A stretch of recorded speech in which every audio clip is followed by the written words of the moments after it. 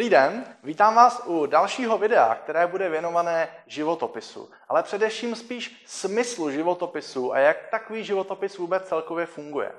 Samotný životopis totiž není nic jiného než jednoduchý popis produktu. Vy si totiž musíte uvědomit, že celkový ten proces hledání práce funguje asi následujícím způsobem. Firma je váš zákazník. Vy jste zároveň produkt a zároveň taky obchodník v jedné pozici. To znamená, ta firma kupuje vás jako produkt. A teď je vaším úkolem, aby ten produkt pro tu firmu byl pokud možno co nejzajímavější. V každém obchodním jednání to funguje tak, že spousta firm chce nejdřív poslat nějakou nabídku, na základě které se případně chce, anebo taky nechce setkat. A tohle je úplně to samé. To znamená, ta firma vám řekne, zašlete nám svůj životopis a vy pošlete svou nabídku, co jste v podstatě zač, a na základě toho, jak ten životopis vypadá, tak si s vámi buď to ta firma chce, anebo taky nechce setkat. To znamená, ten samotný životopis pouze slouží k tomu, abyste se dostali na výběrové řízení, k tomu živému pohovoru, kde budete moct opravdu zaujmout. Ten životopis neslouží k ničemu jinému.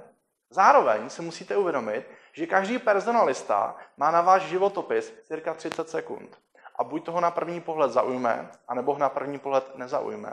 Ono to totiž v praxi funguje asi následujícím způsobem. Tomu personalistovi přijde desítky, možná stovky životopisů. A on ten životopis vezme, má nějakou levou hromádku a potom nějakou pravou hromádku. A z té levé hromádky vezme životopis, takhle se na něj podívá. A to, jak na něj působí, tak ho buď to dá na pravou hromádku, což znamená, že vás chce vidět, anebo ho háže rovnou do koše. Takže záleží, jestli ten životopis bude natolik zajímavý, aby si vás dal na tu pravou hromádku. S tím totiž souvisí i to, že každý správný životopis by měl vyzařovat určitou energii. A z každého toho životopisu má každý člověk nějaký pocit, jak už jsme se o tom bavili v rámci vytváření prvního dojmu. A teďka jenom záleží, jaký pocit má ten člověk právě z vašeho životopisu. Zkuste se na váš životopis podívat absolutně nestranně, jestli by vás takový životopis zaujal. Jestli když vy byste byli v roli toho zaměstnavatele, jestli vy byste si zrovna takový životopis vybrali a jestli na základě toho papíru byste si sami sebe pozvali na osobní setkání. Součástí toho životopisu, která právě může ovlivnit tu energii toho životopisu, je právě konkrétně fotografie. Spousta lidí tuhle věc docela podceňuje a když už tam nějakou fotografii dá, tak není ve většině případů ve správném formátu.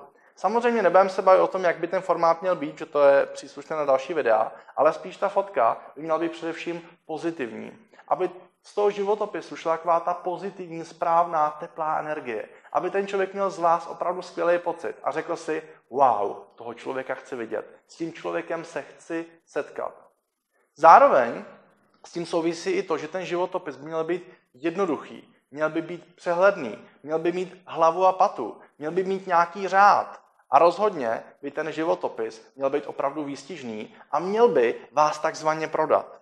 On totiž má za úkol, aby z toho vašeho nějakého produktu udělal něco wow, aby vzbudil zájem, aby vzbudil zvědavost, aby ten člověk si řekl, to je super, takového člověka bych chtěl vidět.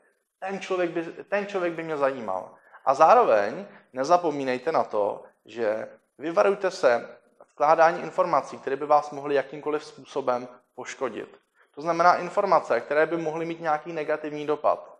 Ta informace, například, že jste rozvedení, není vůbec důležitá. Ba naopak, v té druhé straně to může evokovat to, že vycházíte z nějaké rozvrácené rodiny. Ale nemusí to být vůbec žádná pravda. Takže opravdu se zkuste zaměřit na to, aby ten životopis byl pozitivní, aby byl sexy, aby byl zajímavý a především, aby nebyl dlouhý. Aby byl maximálně na 2 A4. Delší určitě být nemusí.